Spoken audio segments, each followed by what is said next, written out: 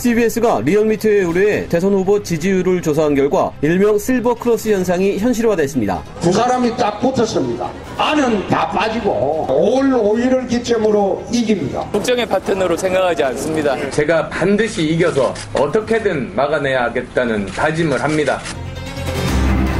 예, 매주 목요일에 만나던 이택수의 여론을 오늘은 하루 앞당겼습니다. 왜냐하면 공표 가능한 마지막 여론조사 기간이 어제까지였거든요.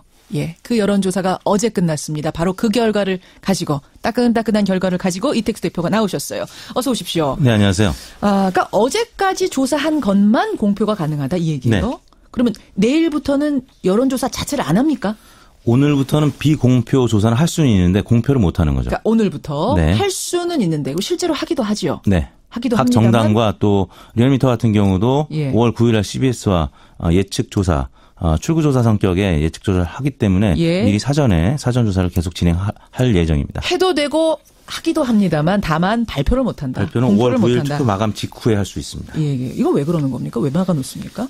여론조사가 투표에 영향을 긍정적으로 미치면 모르겠는데 부정적으로도 영향을 미칠 수 있긴 있죠. 그래서 대부분의 나라에서 하루 이틀 정도 있거나 이제 없는 상황인데 우리나라에서는 규제 완화 얘기는 있습니다만 6일로 바뀐 지가 굉장히 오래됐는데도 단축이 되지 않아서 선거가 끝나면 아마 표현의 자유나 국민의 알 권리 침해 때문에 위헌 논란이 계속 가속화될 것으로 보입니다. 그렇군요. 이른바 깜깜이 선거 기간, 네. 블랙아웃 기간에 오늘부터 들어갑니다, 여러분.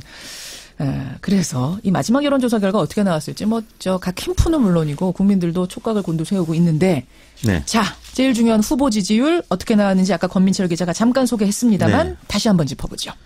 조사 기회는 아까 권 기자님이 말씀하셨기 때문에 빠진 부분만 말씀을 드리면 예. 이번 조사는 CBS 리얼미터 정례 조사는 다르게 안심번호를 처음으로 사용을 했습니다. 선관위 통해서 이 통사에서 제공받은 안심번호 표집틀을 무선 전화 면접 조사 51%를 했는데 거기에 모두 안심번호를 사용을 처음으로 했습니다. 그래요?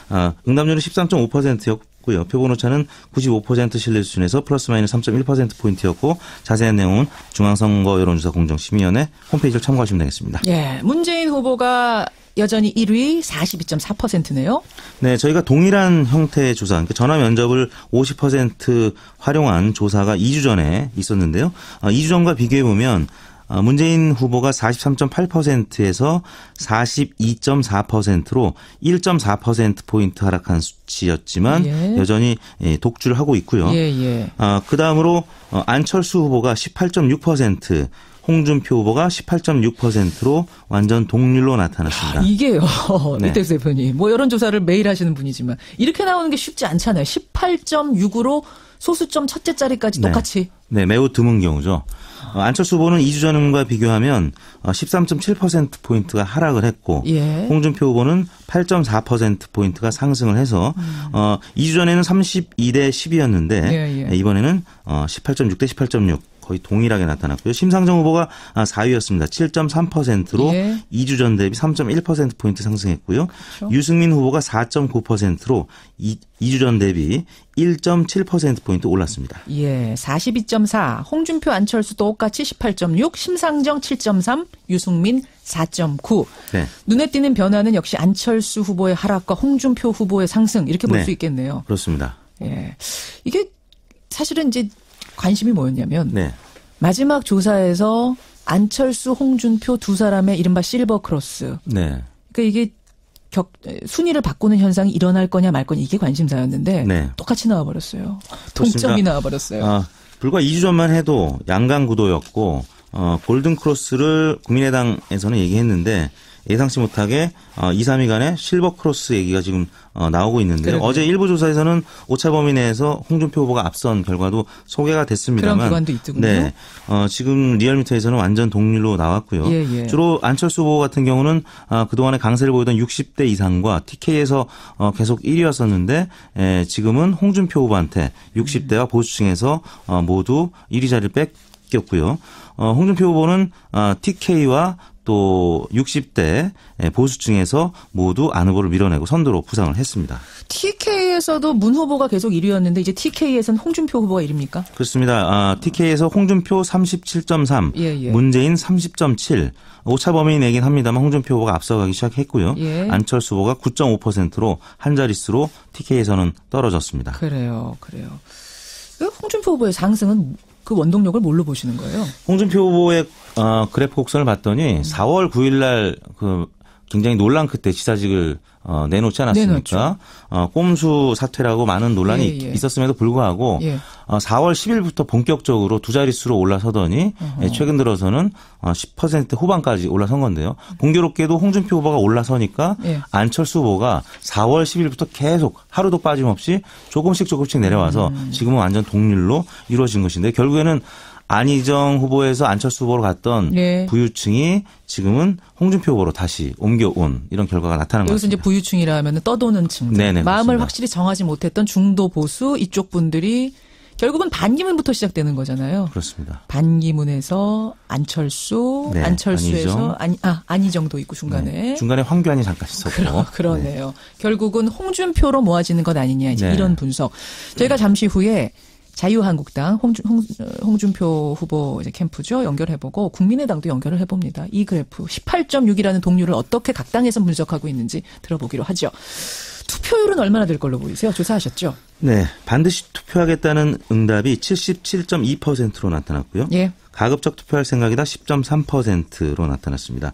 두 의견을 합치면 7.5%로 나타났고요. 별로 투표할 생각이 없다 1.1%, 전혀 투표할 생각이 없다 8.2%로 나타나서 반드시 투표하겠다 77.2%. 예. 지난 대선이 75.8%였는데 그보다 약간 상회하지 않겠느냐라고 저희 리얼미터는 보고 있습니다. 전혀 생각이 없다라고 말씀하시는 분도 8.2%나 돼요? 실제는 이거보다 이제 더 많겠죠. 근데 여론조사 응답하시는 분들은 전혀 투표할 생각은 여론조사도 잘 응답을 안 하기 때문에. 그러니까요. 그 와중에도 8.5%는 전혀 안 하겠다. 네네. 이런 분도 계세요. 자, 여기서 중요한 게 뭐냐면 적극적 투표층의 표심입니다. 그러니까 난 반드시 가서 투표장 가서 투표할 거야라고 하는 분들의 지지율이 중요하잖아요. 네. 그것만 따로 떼서 보면 어떻게 나오나요? 네, 문재인 후보 같은 경우 아까 42.4%였는데요. 반드시 투표층에서는 45.6%로 실제 지지율보다 한 3%포인트가량 더 높게 나타났습니다. 홍준표 후보는 18.8%, 예. 아까 18.6이었는데 0.2%포인트 차이로 약간 높았는데 거의 비슷한 수준이죠. 안철수 후보는 16.9%로 아까 18.6%였는데 좀 떨어졌네요, 오히려. 1.7%포인트가량 떨어졌고요. 또 나머지 심상정 후보가 7.7%, 유승민 후보가 4.7%로 두 후보는 비슷한 수준이었는데 결국 이제 문재인 후보가 50% 이상을 민주당 기대대로 바램대로 50% 이상 득표할 것이냐. 안정적인 국정 운영을 위해서 과반 득표를 해야 된다고 보는데 실제는 45.6%의 적극 투표층의 지지율 40%대 중반에서 후반 정도가 아니겠느냐라고 많은 전문가들은 보는데 왜냐하면 그동안에 다자구도로 치러졌던 선거에서 1등이 모두 50%를 넘은 적이 한 번도 없었습니다. 그렇죠. 그래서 냉정하게 보면 45%에서 50% 차이가 아닐까라고 보고 있는데요. 50% 이상은 민주당의 바람인데 실제 이루어질지는 지켜봐야 될 것 같습니다. 알겠습니다. 또 중요한 문항이 뭐냐면 당선 가능성이에요. 그러니까 내가 누구를 지지하느냐와 상관없이 누가 될 것 같으세요? 라고 물으셨죠. 2주 전에 문재인 후보가 대략 60%의 당선 가능성을 보였는데 지금은 70%로 1강으로 되면서 당선 가능성도 많은 유권자들이 높게 봤습니다. 결국 누가 될 것 같습니까? 라고 물으니 70%가 문재인이 될 거다. 그다음 2위는 안철수 후보로 20.7%였고요. 지난 조사 대비 8.7%포인트 당선 가능성이 좀 낮아진 것으로 평가가 됐습니다. 그다음에 홍준표 후보가 8.7%포인트 오른 13.5%의 당선 가능성을 보였고 나머지 유승민, 심상정 후보는 1%포인트가 안 되는 수치를 나타냈습니다. 그래요. TV토론이 이제 어제 마지막으로 있었습니다. TV토론 이제 끝났습니다. 참 치열하게 치러졌고 굉장히 관심들이 많으셨어요. 그래서 TV토론의 수혜자가 누군지도 조사를 해보셨다고요. 네, 그렇습니다. TV 토론이 일단 영향을 미쳤느냐 아니면 영향을 미치지 않았느냐 물어봤는데 영향을 미쳤다는 응답이 40.5%, 미치지 못했다는 의견이 54%로 예상보다 10명 중에 4명이 TV토론이 영향을 미쳤다고 응답을 했고요. 미치지 않았다. 난 별로 영향 안 받았어가 54%나 돼요. 그렇습니다. 보통은 이제 TV토론이 심리 효과에서 강화 효과라고 해서 보통 자신이 지지하던 후보를 계속 더 지지하게 만드는 효과가 이거보다는 더 높다고 평가를 해왔었는데 이번 대선에서는 워낙 압축적이고 빨리 진행되다 보니까 TV토론의 효과가 굉장히 높아졌다라고 평가를 했는데 실제 의견도 40.5%로 높게 나타났는데요.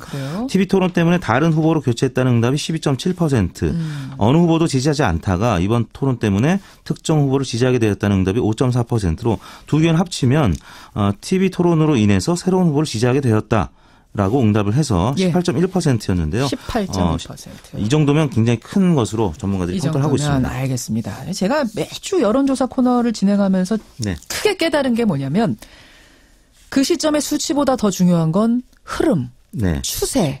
누가 상승세냐, 누가 하락세냐 이게 더 중요하더라고요. 맞죠? 이 대표님. 그렇습니다. 예. 그동안의 변화 추이를 한번 짧게 압축적으로 소개해 주세요. 문재인 후보와 안철수 후보의 양강구도에서 최근 TV토론이 본격화되면서 1강 2중 구도로 갔고요. 문재인 후보는 소폭 하락했습니다만 2위권 후보였던 안철수 후보가 격차가 벌어지면서 지지율은 약간 내려갔지만 2위와 격차는 벌어졌고 또 안철수, 홍준표 이 두 후보는 TV토론이 시작되면서 격차가 굉장히 줄어들더니 오늘 드디어 동률로 간 것이고요. 심상정, 유승민 두 후보도 TV토론 때문에 많이 약진을 했는데 특히 관심의 대상인 유승민 후보는 저희가 이제 일간으로 또 내일이나 모레 과거 이제 투표 결과는 또 지지율 결과는 소개해드릴 수가 있을 텐데 저희가 분석 중인데요. 유승민 후보의 지지율은 언더독 효과라고 하죠. 동정론 때문에 소폭 상승하지 않을까라는 분석인데요. 일단 일간 지표는 저희가 내일이나 모레 기회가 되면 다시 소개를 해드리겠습니다. 여기까지 공표 가능한 마지막 여론조사 결과 이택수 대표가 소개해 주셨어요. 고맙습니다. 네, 감사합니다.